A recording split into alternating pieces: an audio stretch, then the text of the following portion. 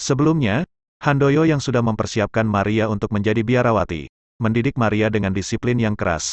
Eman-emannya yang kasihan dengan hidup Maria yang terkekang, berusaha membuat Maria senang dengan menyelundupkan Maria yang tengah berbaring di rumah sakit, untuk diajak jalan-jalan oleh Guntur. Namun perbuatan tersebut akhirnya diketahui oleh Handoyo yang kemudian menjadi berang.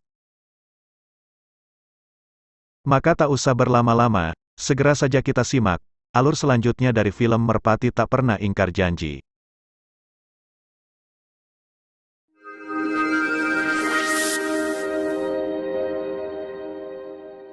Setelah 2 minggu terkapar di rumah sakit, Maria pun akhirnya bisa kembali ke sekolah. Semua teman-temannya menyambut kehadiran Maria. Rena menghadiahi Maria sebuah album yang berisi foto-foto ulang tahunnya, di mana di dalamnya terdapat foto Maria yang tengah berdansa dengan Guntur, yang membuat Maria tersipu-sipu melihatnya. Namun Maria tidak berani menyimpannya, karena takut jika nanti ayahnya menemukan album foto tersebut, sudah pasti dirinya akan mendapat murka ayahnya.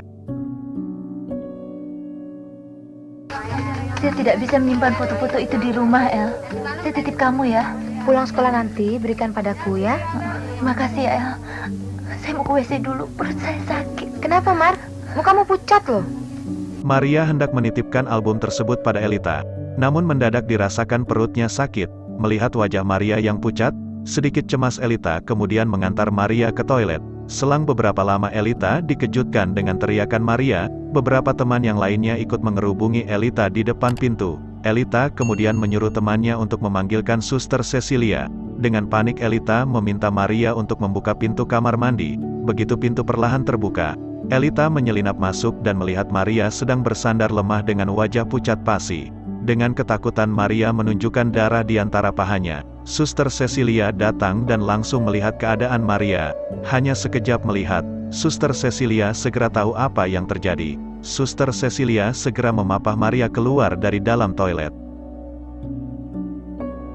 Suster Cecilia kemudian memperbolehkan Maria pulang lebih awal. Sesampainya di rumah, Maria cepat-cepat menyembunyikan album foto yang tak sempat dititipkannya pada Elita. Handoyo heran melihat Maria pulang belum pada waktunya. Namun saat mendengar penjelasan Maria kalau dirinya tengah mendapat menstruasi pertamanya, Handoyo langsung tersentak dan cepat-cepat menyuruh Maria mengemasi barang-barangnya. Handoyo mengatakan kalau Maria sudah dewasa, dan sudah saatnya masuk biara. Namun suster biara mengatakan kalau Handoyo perlu menanyakan kehendak dan kesediaan Maria. Saat Handoyo mendesak memasukkan Maria ke biara saat itu juga. Namun Handoyo berkeras kalau Maria pasti bersedia karena sejak lahir, Maria sudah dipersiapkan untuk menjadi seorang biarawati. Saya tidak mau dia akan terlambat, suster. Saya ingin Maria masuk biara sekarang juga. Tapi kita tidak boleh memaksanya. Kita harus menanyakan kehendaknya dulu. Semua manusia punya kehendak bebas. Kita harus menghargai hak Maria. Sejak lahir dia sudah kupersembahkan pada Tuhan. Ini cara yang keliru. Tuhan tidak merestui pemaksaan, apapun tujuannya. Aku telah mengambil milik Tuhan. Biarlah Tuhan mengambil milikku juga. Adalah berbahaya manusia memaksakan dirinya sebagai Tuhan. Tapi yang dipersembahkan itu anak Bapak, bukan diri Bapak. Dan semua manusia punya kehendak bebas. Tuhan telah meminta Abraham mengorbankan Ishak anaknya, bukan dirinya sendiri. Tapi apakah Bapak yakin Tuhan meminta Maria? Namun saat ditanyakan, Maria merasa belum siap masuk biara. Keputusan Handoyo dirasakannya sangat mendadak. Sementara dirinya masih ingin menikmati masa mudanya dengan tetap melanjutkan sekolah dan bergaul dengan teman-temannya. Mendengar penuturan Maria membuat Handoyo geram, dan memutuskan jika Maria belum bisa diterima menjadi biarawati, maka Handoyo akan mengurung Maria dalam rumah demi menjaga kesuciannya, sampai tiba waktunya Maria masuk biara. Saya mau masuk biara, suster. Tapi tidak sekarang. Saya masih ingin sekolah, masih ingin bergaul dengan teman-teman. Kamu harus masuk sekarang. Kalau biara ini menolakmu, ayah akan mengurungmu di rumah sampai mereka mau menerimamu. Mulai detik ini, kesucianmu sudah di tepi jurang. Setiap saat bisa jatuh terjerumus ke dalam jurang dosa. Handoyo uring-uringan mendengar keputusan Maria yang tidak ingin segera masuk biara. Handoyo menjadi curiga kalau Maria kembali menyimpan sesuatu yang tidak diketahuinya. Bergegas Handoyo memeriksa kamar Maria untuk mencari tahu. Lalu saat ditemukannya sebuah album di balik tempat tidur Maria, Handoyo pun naik pitam. Seperti dikejar hantu, Maria pun kabur dari rumahnya. Dan tidak lagi berani kembali ke sana. Maria tidak dapat membayangkan apa yang akan dilakukan Handoyo terhadapnya jika sampai Handoyo menemukannya. Elita dan Nurul yang kebetulan melihat Maria, menjadi prihatin. Elita kemudian memutuskan untuk menyembunyikan Maria di rumah mereka, agar terhindar dari amukan Handoyo yang diktator. Setelah 1 hari Maria tidak kembali, dengan geram, Handoyo mendatangi Suster Cecilia untuk mencari tahu sosok laki-laki yang bersama Maria dalam foto itu, yang diduganya telah membawa kabur Maria. Semakin marah saat mendengar kalau Suster Cecilia tahu dan mengizinkan Maria datang ke pesta itu tanpa sepengetahuannya. Handoyo menyatakan penyesalannya telah menyekolahkan Maria di tempat itu, yang menyebabkan Maria menjadi liar dan bergaul dengan teman-teman yang tidak tahu aturan. Suster Cecilia menahan untuk tidak ikut terpancing emosinya. Dengan sabar Suster Cecilia membela murid-muridnya yang meski nakal mereka mempunyai rasa setia kawan yang tinggi.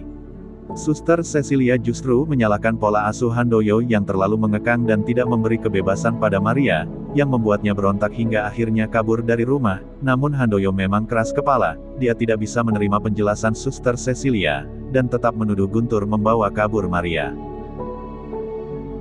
Suster Cecilia coba mencari tahu keberadaan Maria, dan informasi mengenai Guntur, dengan menanyakan kepada murid-muridnya, namun semua bungkam, dan mengaku tidak ada yang tahu di mana Maria berada, hingga kemudian Luna memberitahu siapa Guntur dan di mana alamatnya. Hal tersebut tentu saja mendapat cibiran dari teman-temannya, namun Luna beralasan, kalau dirinya khawatir jika memang benar Guntur membawa kabur dan merusak Maria.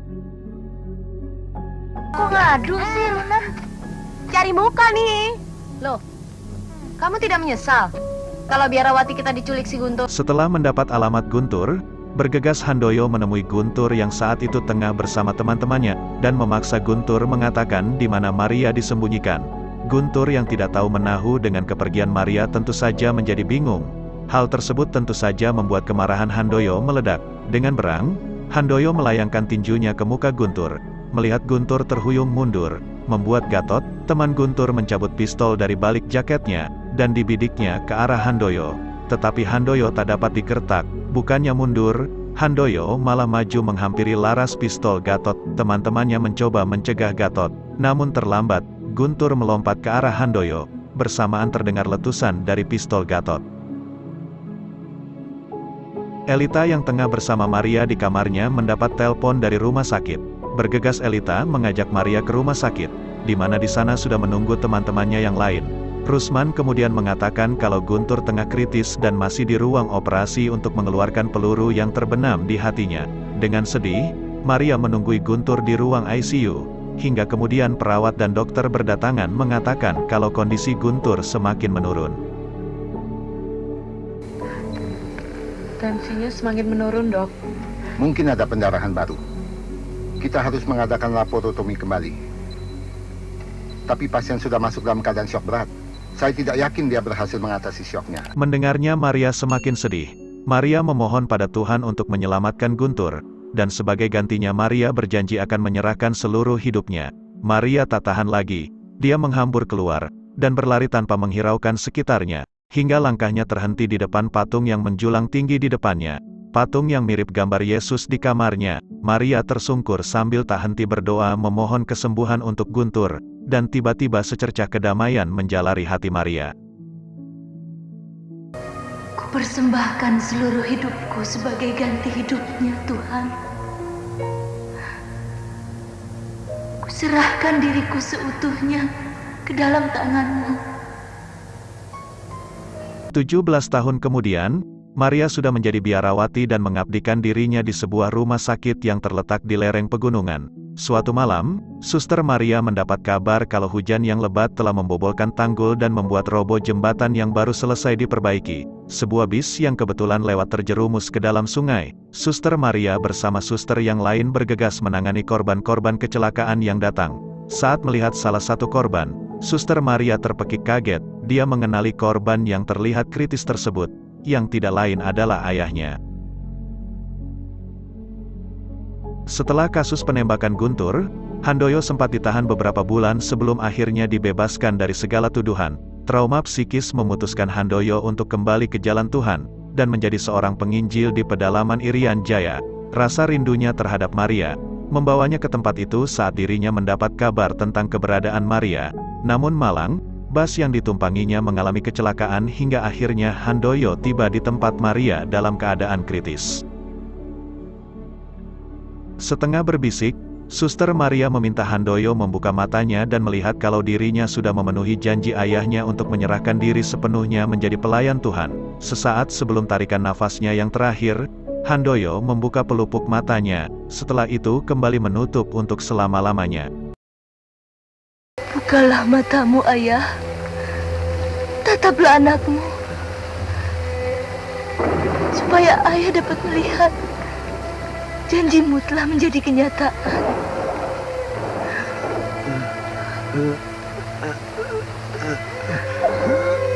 Mari. Ayah.